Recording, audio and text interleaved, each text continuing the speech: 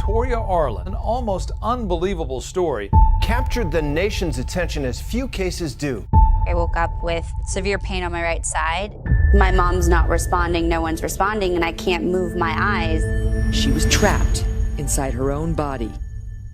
Every parent's worst nightmare. I could see in her face she didn't know who I was. Doctors thought I was doing it for attention. Their story should be a warning to us all. It's the most horrific feeling in the world. Victoria's parents watched her shut down. They don't know that I'm locked in. There's nothing worse than watching your child deteriorate in front of your eyes. You need to accept the fact that your child is going to die.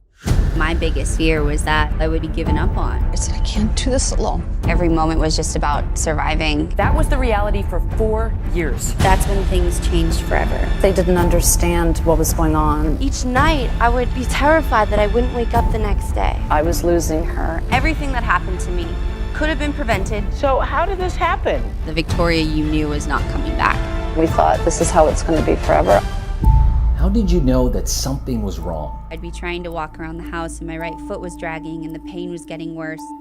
And the doctors thought I was doing it for attention because they couldn't figure it out. It all could have been prevented by a single dose of steroids.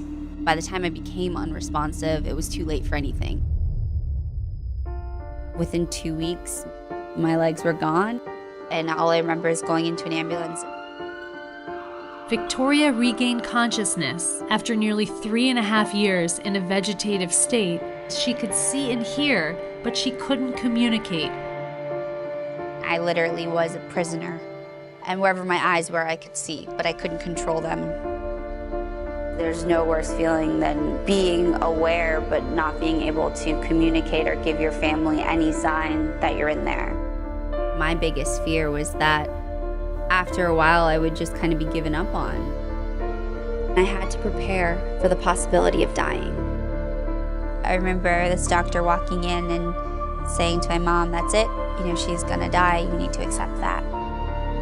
I fell to my knees and I just handed it over. I said, I can't do this alone. All the while, the doctors are realizing that these seizures are getting worse and worse, so they tried to knock me out with a sleeping medication. For the first time in 1.5 years, my body wasn't seizing every single moment of every single day. And so I realized that I had my eyes. And so then I just looked in her face and there was this calmness for the first time. She just kind of took it in and then said, if you can hear me, can you blink? And I just kept blinking, and I just looked at her and kept blinking, and then she freaked out, and then she called my dad and was like, she's in there, she's in there. She just turned and she smiled. And we just latched. I knew she was in there. It was the most incredible day of my life. It was like a miracle. I just looked up and I saw my family. And it was the first time I saw my family cry tears of joy. For all of us, it was a symbol of we're okay. We're gonna be okay. That was the moment when I really kind of became determined to survive. It was breath by breath at times, and I think it was just, how do I get to the next day? How do I have another moment? How do I get back to my family? And so it just became this job to live. I had to relearn everything. So from the simplest of wiggling one finger to another finger.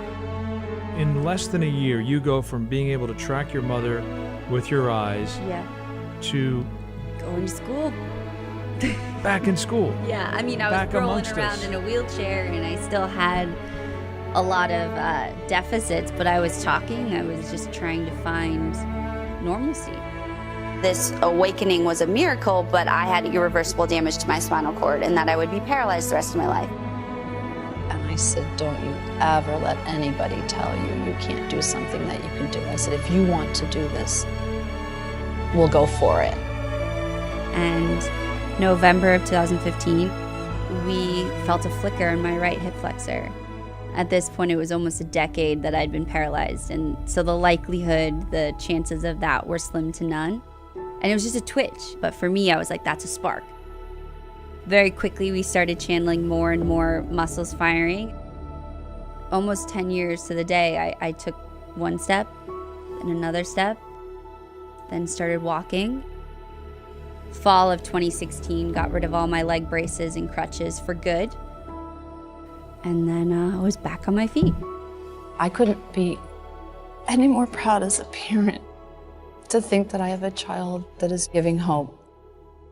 Victoria Arlen, Our next guest has a story nothing short of miraculous. Author, actress, swimmer, Paralympics gold medalist. Then you go on Dancing with the Stars. So 2 years ago, you were in a wheelchair, paralyzed from the waist down. Yes. And now, not only are you out of that wheelchair and walking, you're dancing. Yes. As a parent, I think about what your parents must have experienced. When the music picked up and she started to dance, it was, I can't even. And to make them proud is my goal every single day. Thank you for never giving up on me and for believing in me. When things get tough and when we go through tough things, it's very easy to give up. It's very hard to hold on when you don't see a way out. And so my parents just held on, and as a result, I held on.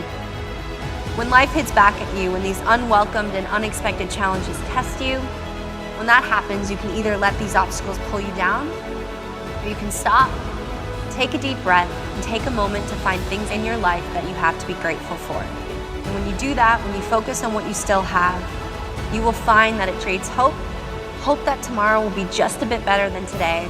And when you take that hope, I believe you will find yourself back on the path to living out your dreams.